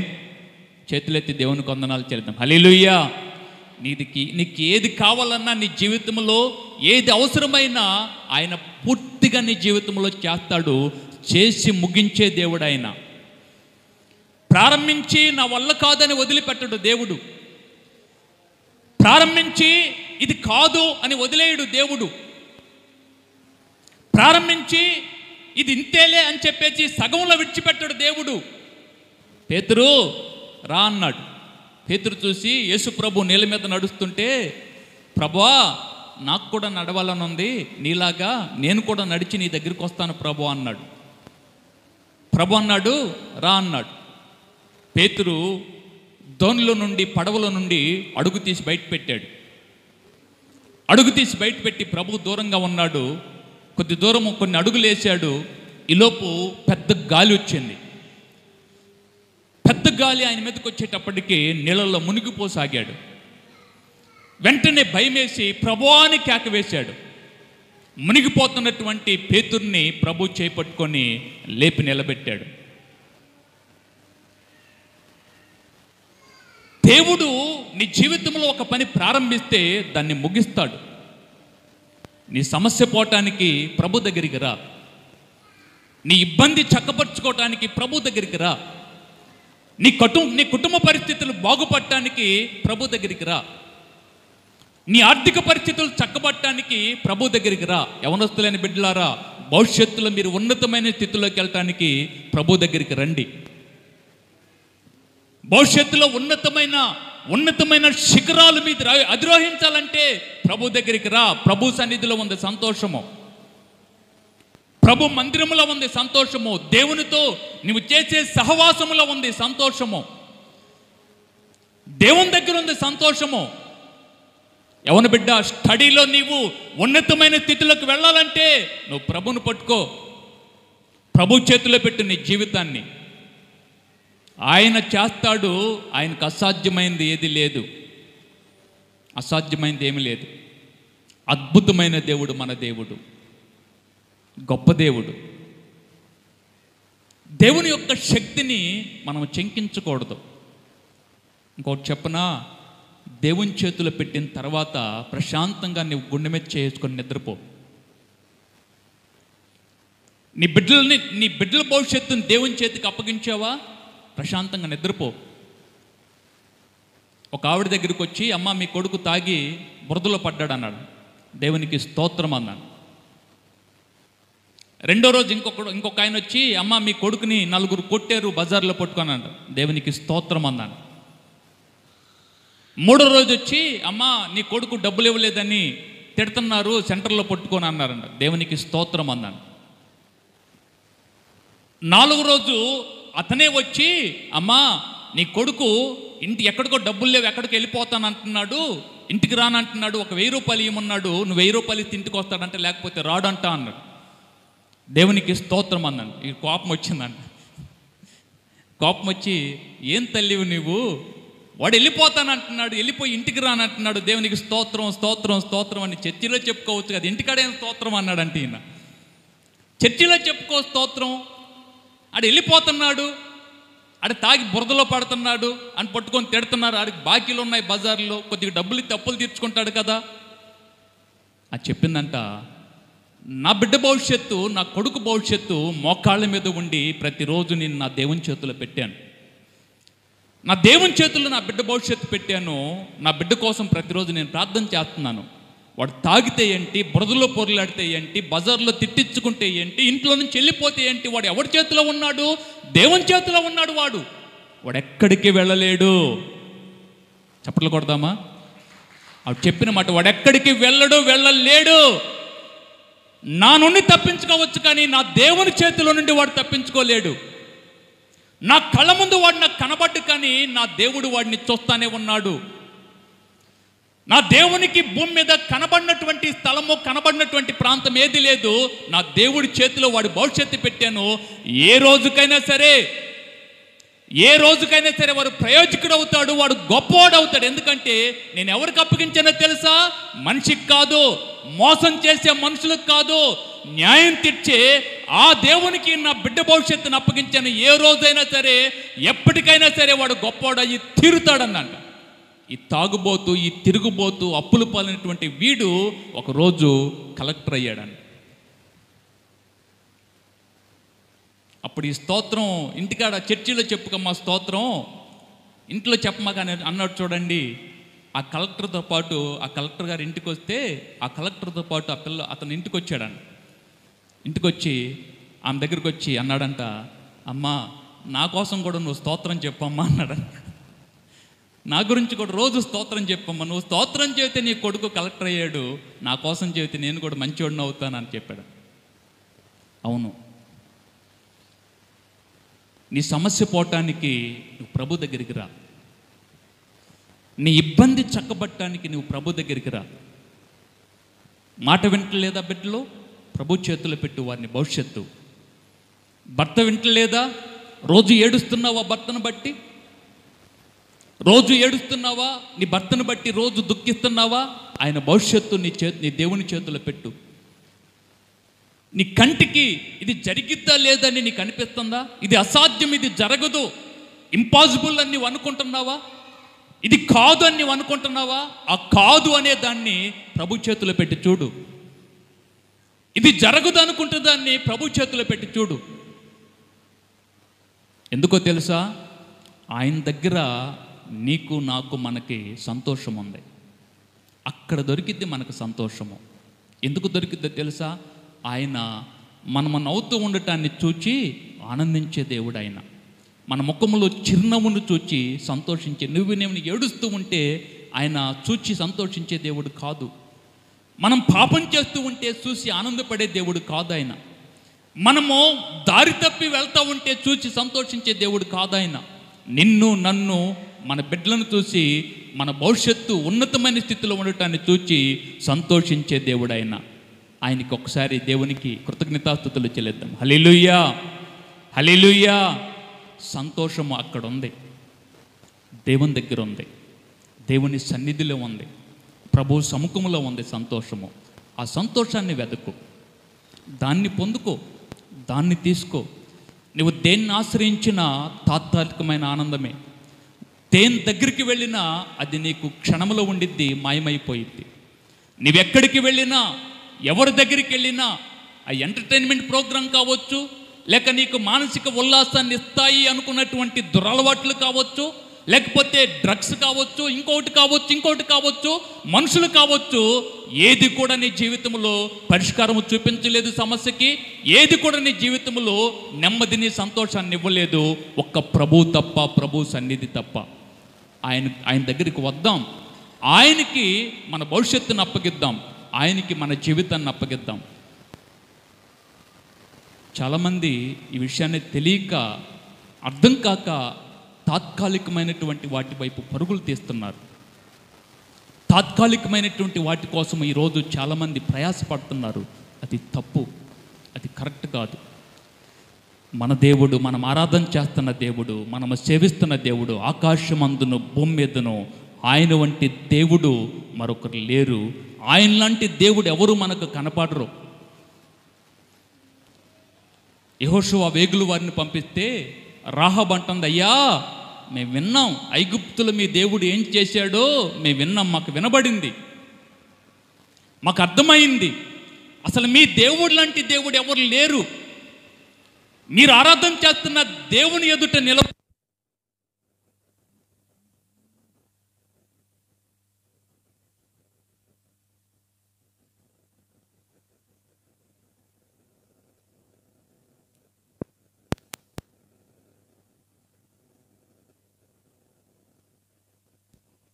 నిలబడాలంటే ఎవరికి కూడా ధైర్యం చాలదు, గుండెలు కరిగిపోతున్నాయి. ఐగుప్తులో జరిగిన కార్యాలు, అరణ్యంలో జరిగిన కార్యాలు ప్రపంచ దేశాలు అనేక మందికి తెలిసి భయపడ్డారంట. ఐగుప్తుల నుండి బయటకు వచ్చిన తర్వాత ఐగుప్తు రాజులకి వీళ్ళు ఎక్కడికి వెళ్ళాలని బయలుదేరారు? ఇశ్రాయేలీలు జాన్ గారు ఎక్కడికి వెళ్ళాలని బయలుదేరారు? ఐగుప్తుల నుండి కానాను దేశానికి వెళ్ళాలని బయలుదేరారు. ఐగుప్తు నుండి బయటకు వచ్చిన తర్వాత ఎంతకాలం ప్రయాణం చేశారు? కానానికి వెళ్ళటానికి ముందు, కానానికి ఐగుప్తు నుంచి బయటకు వచ్చిన తర్వాత ఎంతకాలం ఉన్నారు మధ్యలో? క్లాడీ ఎంతకాలం ఉన్నారు? 40 సంవత్సరాలు ఉన్నారు. ఈ బయటకు వచ్చిన తర్వాత ఐగుప్తు రాజు కొన్ని పలకలు రాసి, ఆ కాలములో రాతి పలకల మీద రాసేవాళ్ళు ఉత్తర ప్రత్యుత్తరాలు. ఇప్పుడు మనము లెటరు, ఇప్పుడు ఇంకా మనకు టెక్నాలజీ పెరిగింది, చాటింగు, వాట్సాప్ లేదా ఫేస్బుక్ లేదా టెలిగ్రాము, ఇట్లాంటివి మనకు అందుబాటులోకి వచ్చాయి. వితిన్ సెకండ్స్లో లైవ్లో మనం మాట్లాడుకోవచ్చు. ఆ కాలంలో ఉత్తర ప్రత్యుత్తరాలు జరగాలంటే ఒక ప్రాంతానికి మరొక ప్రాంతానికి, ఒక వ్యక్తికి మరొక వ్యక్తికి మధ్య మాటలు జరగాలంటే రాతి పలకల మీద రాసుకునేవాళ్ళు, లేదా ఆకుల మీద రాసేవాళ్ళు, లేదా పశువు యొక్క చర్మం మీద రాసేవాళ్ళు. రాతి పలకల మీద, 2 రాతి పలకల మీద ఐగుప్తుని పరిపాలన చేస్తున్నటువంటి రాజు ఫరో చనిపోయిన తర్వాత 600 రథాలు ఎర్ర సముద్రం మునిగిపోయిన తర్వాత కాలంలో రాజులు పరిపాలన చేశారు. ఆ రాజులు ఒక పశువు చర్మ, ఒక రాతి పలక మీద కొన్ని వాక్యాలు రాశాడంట, ఒక ఉత్తరాన్ని రాశాడంట. అది ఎవరికి రాశాడంటే కానాను దేశంలో ఉన్నటువంటి ప్రజలకి, నాయకులకు రాశాడంట. ఆ పలకల పేరేంటంటే టెల్ ఎల్ అమర్నా. టెల్ ఎల్ అమర్నా పలకల పేరు. 1887లో ఆ పలకలు బయటపడ్డాయి. అది క్రీస్తుకు పూర్వము 1400 సంవత్సరానికి చెందినవి. ఈ పలకల మీద ఫరో రాజు, ఐగుప్తుని పరిపాలన చేస్తున్నటువంటి రాజులందరి పేర్లు ఫరోనే. అది ఒక బిరుదు, పేరు కాదు, గౌరవ సూచకము. ఐగుప్తుని పరిపాలన చేస్తున్నటువంటి సామంత రాజులు పలకలు రాసి పంపించారంట వాళ్ళకి. కానాను దేశంలో ఉన్నటువంటి నాయకులకు పంపించారంట. ఏమని పంపించారు తెలుసా? నీ దగ్గరకు వస్తున్నటువంటి ప్రజలు సామాన్యమైన వాళ్ళు కాదు. నీ దగ్గరకు వస్తున్నటువంటి ప్రజలు నువ్వు చూస్తూ ఉండగానే నీ దేశాన్ని ఆక్రమించుకోగలిగిన సమర్థులు. ముందుగా నేను చెప్పాలనుకున్నది ఏంటంటే, నీ దగ్గరకు వస్తున్నటువంటి ప్రజల కంటే కూడా వారి మధ్య ఉన్నటువంటి వారి దేవుడు గొప్పవాడు. ఆ ఫరో రాజు అన్నాడంట, వారి దేవుడు గొప్పవాడు. మీరు ఎవరినో పిలుచుకొని యుద్ధం చేయాలనుకుంటే మీ అభిప్రాయం తప్పు. మీరు ఎంతమందినైనా పిలుచుకోండి, ఎన్ని దేశాలమైనా పోగు చేసుకోండి, ఎంతమందినైనా మా సహాయానికి రండి, మా పక్షంగా పోరాడండి అని మీరు పిలుచుకున్నా బాధ లేదు. కానీ ఆ దేవుడి చేతుల నుండి మిమ్మల్ని ఎవ్వరు విడిపించలేడని ఉత్తరం పంపించాడంట. ఆ దేవుడి చేతుల నుండి ఎవరు విడిపించలేడు. నేను చూస్తూ ఉండగానే ఐగుప్తు దేశాన్ని నాశనం చేసిన వాడు, ఐగుప్తు దేశానికి తీర్పు తీర్చిన వాడు దేవుడైన 10 తెగుళ్ళు ఐగుప్తు మీదకి పంపించి దేవుడు ఐగుప్తుకి తీర్పు తీర్చాడు. 430 సంవత్సరాలు ఇశ్రాయేలుని కఠినంగా బాధ పెట్టారు వాళ్ళు. కఠినంగా ఎంత కఠినంగా అంటే పుట్టినటువంటి పిల్లలను కూడా చంపేశారు. అరే, కళ్ళ ముందు ఇశ్రాయేలు ప్రజలు పెరిగిపోతున్నారు, కళ్ళ ముందు ఇశ్రాయేలు ప్రజలు ఎక్కువైపోతున్నారు, వీళ్ళ సంఖ్య లక్షల్లోకి వెళ్ళిపోతుంది, కాబట్టి పుట్టిన మగపిల్లోడిని చంపేయండి అని చెప్పి రాజులు, ఐగుప్తు రాజులు ఆలోచన చేసి పుట్టిన మగపిల్లల్ని చంపేయటం ప్రారంభించారు. మగబిడ్డలను కూడా బ్రతకనివ్వలేదు ఇశ్రాయేలీల్లో. ఒకవేళ మగబిడ్డలు బ్రతికితే ఐగుప్తు దేశానికి వ్యతిరేకంగా నిలబడతారేమో, మాకు వ్యతిరేకంగా మా మీదకి వస్తారేమో అన్న భయంతో మగబిడ్డలను చంపేశారు. కఠినంగా దాస్యత్వం చేయించారు, కఠినంగా పని చేయించారు. మట్టి వాళ్లే సంపాదించుకోవాలి, రాళ్ళు ఇటుకలు వాళ్లే కాలవాలి, దానికి కావలసిన మెటీరియల్ వాళ్లే సమకూర్చుకోవాలి, అన్నీ వాళ్ళు చేసి తీసుకెళ్ళిపోయి రాజుకు అప్పగించాలి. అలా చేయకపోతే చంపేసేవాడు. 430 సంవత్సరాలు, 1 కాదు 2 కాదు, 430 సంవత్సరాలు ఈ జాతి వాళ్ళని, ఇశ్రాయేలుని అణిచివేసేశాడు ఐగుప్తు రాజు. దేవుడు చూచాడు. 430 సంవత్సరాలు బాధ పెట్టినటువంటి వారిని బట్టి దేవుడు ఐగుప్తు మీదకి తీర్పును పంపించాడు. ఆ విషయాన్ని చెప్తూ కానాను రాజులకు చెప్తూ, అయ్యా, మీ మధ్యకు వస్తున్నటువంటి ప్రజలు సామాన్యమైన వాళ్ళు కాదు, ఆ దేవుడు చాలా చాలా చాలా గొప్పవాడు. ఎందుకు ఈ మాట చెప్తున్నానంటే, నువ్వెవరి దగ్గరికి వచ్చావో, నువ్వెవరిని ఆరాధన చేస్తున్నావో, ఎవరి దగ్గర నువ్వు మోకరించావో, ఎవరికి నీ సమస్య అప్పగించాలనుకుంటున్నావో లేక అప్పగించావో, ఆ దేవుడు సామాన్యుడు కాదు. ఆ దేవుడు లోకంలో నీకు కనబడే దేవుడు లాంటి వాడు కాదు. నీకు కనపడే దేవతలు లాంటి వాడు కాదు. ఈ దేవుణ్ణి ఎవరితో నువ్వు పోల్చలేవు, పోల్చటానికి కూడా భూమి మీద ఆయనకి సమానులైన వారు ఎవరు లేరు. అలాంటి దేవుడు మన దేవుడు. ఆయన దగ్గరికి నువ్వు వచ్చావు. నీకు సంతోషాన్ని ఆయన ఇస్తాడు, నీకు నెమ్మది ఆయన ఇస్తాడు, నీకు ప్రశాంతత ఆయన ఇస్తాడు. నీ సమస్యని క్షణములు ఆయన తీసేస్తాడు. నీ సమస్య నుండి నిన్ను విడిపించగలిగిన ఆ గొప్ప దేవుని దగ్గరికి నీవు వచ్చావు. నీ పరిస్థితిని మార్చగలిగిన శక్తిమంతుడి దగ్గరికి నీవు వచ్చావు. ప్రశాంతంగా ఆయన చేతిలో నీ సమస్యని పెట్టు, ఆయనకు అప్పగించు. ఆయన చేతిలో నీ భవిష్యత్తుని పెట్టు. ప్రభువా, నా వల్ల కాదు ఇది, ప్రభువా నేను చేయలేనిది, ప్రభువా నేను వెళ్ళలేకపోతున్నాను, ఇది నాకు అసాధ్యము, కానీ నీ చేతుల్లో పెడుతున్నాను, నువ్వు చెయ్యయ్యా. నా భవిష్యత్తు, నా దినాలు, నా కాలము నీ చేతుల్లో పెడుతున్నాను, నా జీవితంలో నువ్వు చెయ్యి. ఆయనకు అప్పగించు. నీ జీవితాన్ని ఆనందమయముగా దేవుడు చేస్తాడు. చింత, దుఃఖము, వేదన, బాధ నీ జీవితంలో కొట్టివేసి ప్రశాంతతను నీకు ఇస్తాడు. ఆ దేవుణ్ణి మనము ఆశ్రయిద్దాం. ఒకవేళ ఆయన దగ్గరికి మనస్ఫూర్తిగా నీవు రాకపోతే ఈ రోజు నుండి ప్రభు సన్నిధికి మనస్ఫూర్తిగా రా. ప్రభు సన్నిధిలో మనస్ఫూర్తిగా గడుపు. ఎందుకో తెలుసా? ఏదైనా చేయటానికి నీ దేవుడు సమర్థుడని నమ్ము. మనస్ఫూర్తిగా ప్రభు దగ్గర కూర్చో. మనస్ఫూర్తిగా దేవుణ్ణి ఆరాధన చేయి. మనస్ఫూర్తిగా దేవుని వాక్యాన్ని చదువుకో. మనస్ఫూర్తిగా దేవునికి ప్రార్థన చేయి. మనస్ఫూర్తిగా భయభక్తులతో ప్రభు దగ్గరికి రా. పరిగెత్తుకుంటూ రా. మనస్ఫూర్తిగా దేవుని దగ్గరికి రా. ఒక విషయం చెప్పనా? ఒక స్థలములో గేట్ పట్టుకొని కొన్ని వందల మంది గేట్ పట్టుకొని ఉన్నారని. అది చర్చి తలుపులు ఓపెన్ చేయలేదు, గేట్ వేసేసారు, గేట్ పట్టుకొని ఉన్నారని. అక్కడున్న పాస్టర్ గారు అడిగాడంట, లోపల కొత్తగా వచ్చినటువంటి వాళ్ళు, ఏంటండి గేట్ పట్టుకొని ఉన్నారు అని అంటే, ఆరాధన సమయానికి గంట ముందు నుంచే గేట్ పట్టుకొని ఉంటారంట వాళ్ళు. ఎందుకు గేట్ పట్టుకొని ఉంటారంటే, ఆ దైవజనుడు ప్రసంగించినప్పుడు, ఆ దైవజనుడు ప్రసంగించి దేవుని వాక్యాన్ని ముగించి ప్రార్థన చేసేటప్పుడు దేవుని బలమైన శక్తి ప్రజల మీదకి దిగి రావటం ప్రజలు చూస్తున్నారు. ఆ దైవజనుడు చేతులు ఎత్తినప్పుడు ప్రజలు ఆశీర్వదించబడటం ప్రజలకు అర్థమవుతుందని.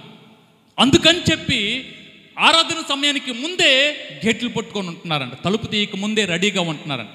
ప్రభు మిమ్మల్ని ఆ విధంగా చేయునుగాక. ఆమెన్ చెప్పరు? మనకు గేట్ లేదనుకోండి, తలుపన్నా పట్టుకోను. ప్రభు ఆ విధంగా మిమ్మల్ని చేయునుగాక. ఆమేన్. అలా గేటు పట్టుకున్నటువంటి వారిలో ఒక వ్యక్తి, ప్రపంచంలో ఇప్పుడు బలంగా వాడబడుతున్నటువంటి దైవజనుడు బెన్నీ హిన్. బెన్నీ హిన్ గారి పేరు ఎంతమందికి తెలుసు? అమెరికాలో బెన్నీ హిన్. దేవుణ్ణి ఆరాధన చేయాలన్న తృష్ణ, ఆసక్తి, ఆకలి గేటు పట్టుకొని ఉండేవాడంట ఆరాధనకు ముందే. ఆ స్నేహితుడు చెప్పాడంట, రే నువ్వు చాలా సన్నగుంటావు, అందరిలో గుండా సందుల్లో గుండా దూరెళ్ళరా లోపలికి అన్నాడంట. దూరెళ్ళి ఆ స్నేహితుడు లావుగుంటాడంట కొంచెం. అరే నువ్వు లోపలికి దూరెళ్ళు, నువ్వు కూర్చొని నాకు కూడా ఒక సీట్ ఆపురా అన్నాడు. నువ్వు కూర్చొని నాకు కూడా ఒక సీట్ ఆపురా అన్నాడు. ఈ బెన్నీన్ గారు సన్నగుంటాడంట. మొత్తానికి అట్లా చేసుకొని ఎటుదారి చేసుకొని లోపలికి వెళ్ళిపోయి ముందు 2వ లైన్లో కూర్చున్నాడు. ఆ దైవజనురాలు ప్రసంగిస్తుందంట వాక్యం. ప్రసంగిస్తూ ఒకసారి అలా స్టేజ్ మీద నిలబడి ఆ బెన్నీ హిన్ అనేటువంటి అబ్బాయి వైపు చూపించి ఏలు పెట్టి చూపించిందంట, నీ మీదకి దేవుని శక్తి దిగిరాబోతుంది, రాబోయే కాలంలో నీవు దేవుని చేతుల్లో బలంగా వాడబడబోతున్నావు అని ఏలు పెట్టి చూపించిందంట. అంతే, అక్కడున్న స్థలంలోనే దేవుని ఆత్మ బలంగా వెలుగు ఆ అబ్బాయి మీదకి దిగొచ్చిందంట. అది మొదలుకొని ఆ జీవితంలో కార్యం స్టార్ట్ అయింది. ఇప్పుడు ప్రపంచంలో ప్రఖ్యాతిగాంచినటువంటి దైవజనుల్లో బెన్నీ హిన్ గారు ఒకడు. అవును, నీకు ఆకలుంటే దేవుని సన్నిధి పట్ల, నీకు ఆకలుంటే దేవుని సన్నిధి పట్ల నీకు తృష్ణ ఉంటే, దేవుణ్ణి ఆరాధన చేయాలన్న ఆతృత నీకుంటే, ఆ ఆతృత, ఆ తృష్ణ, ఆ ఆకలి, ఆ ఆసక్తి, ఆ భయభక్తులు దేవుడు చూస్తాడు. చూచి తప్పనిసరిగా ఏదో ఒక రోజు నీ జీవితంలో అద్భుతమైనటువంటి స్థితిలోనికి నిన్ను తీసుకెళ్తాడు. నమ్ముదాం. ఆయన దగ్గరికి వద్దాం, అక్కడ పరిష్కారం ఉంది. ఆయన దగ్గరికి వద్దాం, అక్కడ సమాధానం ఉంది. ఆయన దగ్గరికి వద్దాం, అక్కడ సంతోషం ఉంది. ఆయన దగ్గరికి వద్దాం, అక్కడ నీ కన్నీళ్లు తొడవబడతాయి. ఆయన దగ్గరికి వద్దాం. ఒక్క నిమిషం అందరం లేచి నిలబడదాం. మీరున్న స్థలాల్లోనే అందరూ లేచి నిలబడదాం.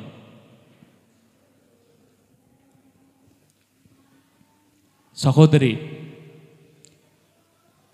ప్రార్థన చేసుకుందాం. ఈ సమయంలో ప్రార్థన చేద్దాం. చిన్న ప్రార్థనతో మనం ముగించుకుందాం. చాలాసార్లు మనం చేసే పొరపాటు ఏంటంటే, సమస్యకి పరిష్కారం కోసం మనం ఎవరి వైపో చూస్తాం. సమస్యకి పరిష్కారం కోసం మనం దేని వైపో చూస్తాం. కాదండి, నీ కన్నీళ్లు తుడిచేది ఆయనే, నీ దుఃఖాన్ని తీసివేసేది ఆయనే, నీ బాధను తొలగించేది ఆయనే, నీ వేదన తొలగించేది ఆయనే, నీ కన్నీళ్ళకి విడుదల ఆయన దగ్గరే ఉంది. ఎంతకాలం ఏడుస్తూ కూర్చుంటావు? ఎంతకాలం బాధపడుతూ కూర్చుంటావు? ఎంతకాలం అయ్యో ఈ పరిస్థితి ఇంతేనా, అయ్యో ఈ సమస్య ఇంతేనా, అయ్యో నా జీవితం ఇంతేనా, అయ్యో నా బిడ్డల భవిష్యత్తు ఇంతేనా అని ఎంతకాలం నువ్వు బాధపడతావు? వద్దు, విడిచిపెట్టు. ఆకాశము కలుగునుగాక, భూమి కలుగునుగాక అనే మాటతో అద్భుతమైనటువంటి సృష్టి కలిగిందే.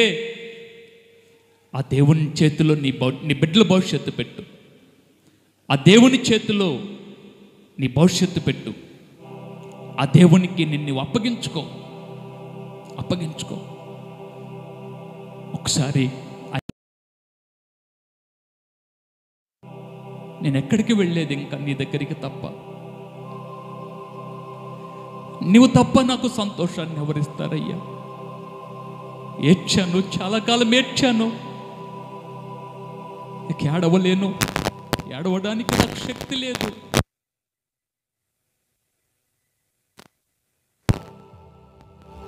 నా బిడ్డలను జ్ఞాపకం చేసుకో, నా కుటుంబాన్ని జ్ఞాపకం చేసుకో అయ్యా. ఇక చాలయ్యా, నా సమస్య నువ్వు పరిష్కరిస్తావు. తీసుకొస్తున్నాను, నా సమస్యను నేను నీ దగ్గర పెడుతున్నాను, నా సమస్య నేను నీ చేతుల్లో పెడుతున్నాను. వద్దు, నా కళ్ళ ముందు బాధ పెడుతున్నాను, కృంగదీస్తున్న ఈ పరిస్థితిని నా కళ్ళ ముందు నుండి తీసేయి. నా కళ్ళ ముందు నుండి దాన్ని తొలగించు. నన్ను ఏడిపిస్తున్న ఈ పరిస్థితిని నా కళ్ళ మీద నుండి తొలగించు. నీవు తప్ప నాకెవరున్నారయ్యా? నా తండ్రివి నీవు కదా, మా నాన్న నీవు కదా, నా ఆధారము నీవు కదా, నా సంతోషము నీవు కదా. చెప్తావా దేవునికి? చెప్తావా ఈ విధంగా? నీ తండ్రికి చెప్పు. నీ తండ్రి చేతులు నీ జీవితాన్ని పెట్టు, నీ ప్రభు చేతులు నీ జీవితాన్ని పెట్టు. అక్కడుంది ఆనందము, అక్కడుంది సంతోషము, అక్కడుంది ప్రశాంతత, అక్కడుంది నెమ్మది. ఆయన నీ జీవితంలో ఏదైనా చేస్తాడు, ఏదైనా చేస్తాడు, ఏదైనా చేయగలిగిన సమర్థుడైన. ఉన్నాడు యేసు నీకు తోడుగా,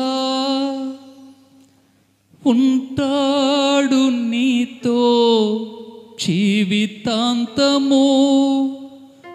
ఏనాడు నిన్ను చేయి విడువడు, ఎప్పటికీ నిన్ను మరచిపోడు.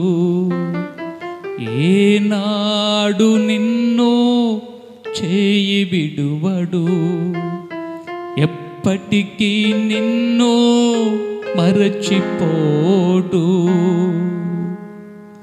అవును, మర్చిపోయే దేవుడు కాదైనా. ప్రార్థన చేసుకుందాం. యేసయ్యా, యేసయ్యా, చాలా పర్యాయాలు మా జీవితంలో సంతోషాన్ని మేము కోల్పోయాం. ఆనందం కోసము దేని వైపో చూచాను, ప్రశాంతత కోసమో దేని వైపో చూచాను. ఏదో కావాలనుకున్నాను, కానీ నాకు సంతోషము నీ దగ్గర ఉంది, నా సమస్యకు పరిష్కారం నీ దగ్గర ఉంది, నా సమస్యకి విడుదల నీ దగ్గర ఉంది, నా సమస్య నుండి విడిపించే దేవుడువు నీవు, నా సమస్య నుండి బయటికి తీసుకొచ్చే దేవుడువు నీవు. యేసయ్యా, యేసయ్యా, నేను మీ చేతిలో ఉన్నాను ప్రభు, నా పరిస్థితిని మీ చేతిలోకి తీసుకోండి, దయ చూపించండి. ఇక్కడ నిలబడిన నీ బిడ్డలను దర్శించి, దేనికి వారు కృంగిపోతున్నారు, దేనికోసం వారు ఏడుస్తున్నారు, దేనికోసం వారు కన్నీరు కారుస్తున్నారు, దేనికోసం వారు ఆ సమస్యలో ఉన్నారు, దాని నుండి వారిని విడిపించండి. ఇదిగో నీ బిడ్డలను పైకి లేపండి. ఈరోజు నీ బిడ్డలను దీవిస్తున్నాను, వారికి మేలు చేయమని మీ హస్తాలకు వారిని అప్పగిస్తూ యేసుక్రీస్తు నామములో ప్రార్థన చేస్తున్నాను తండ్రి, ఆమేన్, ఆమేన్. మంచిది, కూర్చుందాము. ఒక పాట పాడుతున్నప్పుడు కానుకలు తీసుకుందాము. ఆ తర్వాత చివరి ప్రార్థనతో ఆశీర్వాదంతో సెలవు తీసుకుందాం. అనిల్ బాబా ఒక పాట పాడు.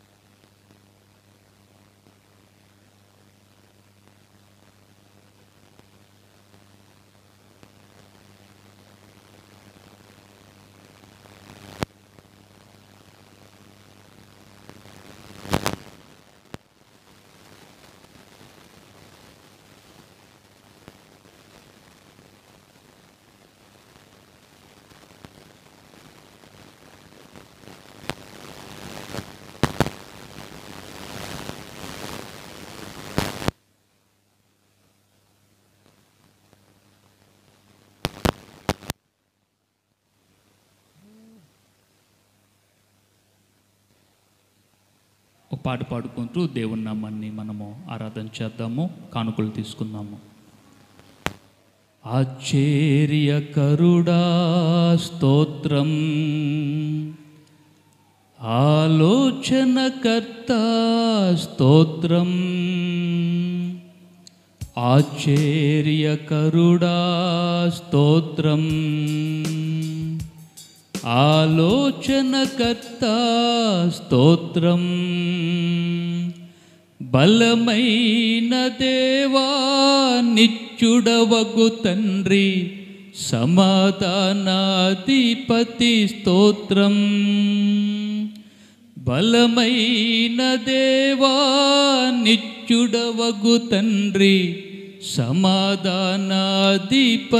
స్తోత్రం.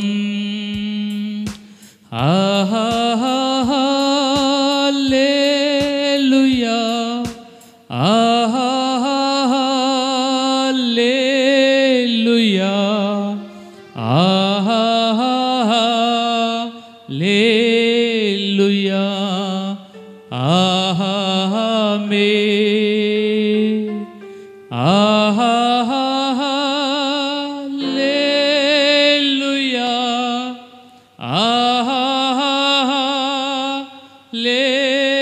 హల్లెలూయా, హల్లెలూయా, ఆమేన్. కృపా సత్య సంపూర్ణుడ స్తోత్రం, కృపతో రక్షించితివే స్తోత్రం, కృపా సత్య సంపూర్ణుడ స్తోత్రం, కృపతో రక్షించితివే స్తోత్రం, నీ రక్తమిచ్చి విమోచించినవే నా రక్షణకర్త స్తోత్రం, నీ రక్తమిచ్చి విమోచించినవే నా రక్షణకర్త స్తోత్రం.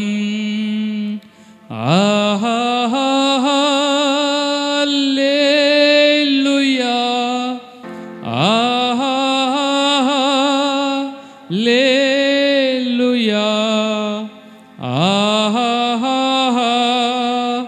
హల్లెలూయా ఆమేన్ హల్లెలూయా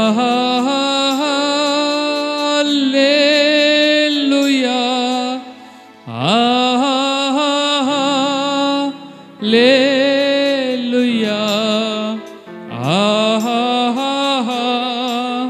హల్లెలూయా ఆమేన్. ప్రార్థన చేసుకుందాం.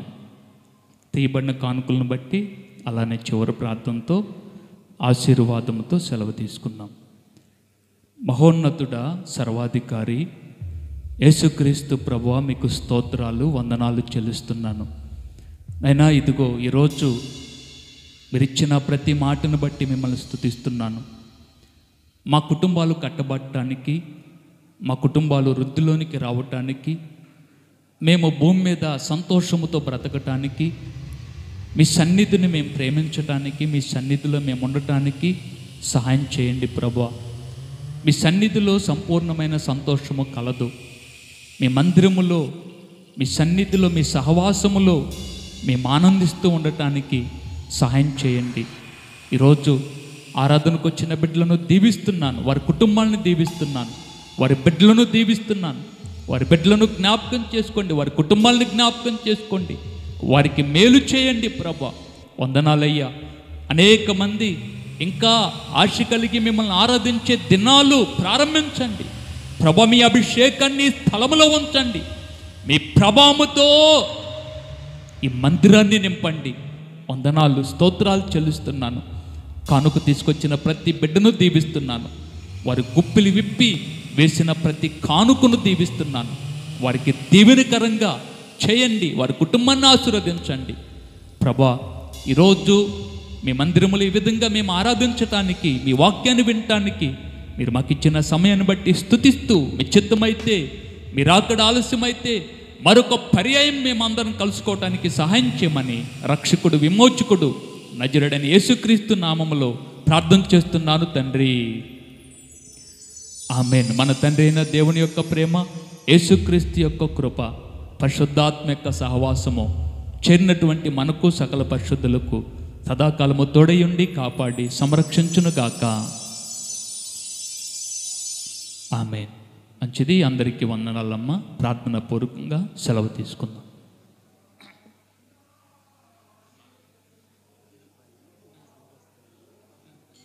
ఒక్క నిమిషం ఆగండి.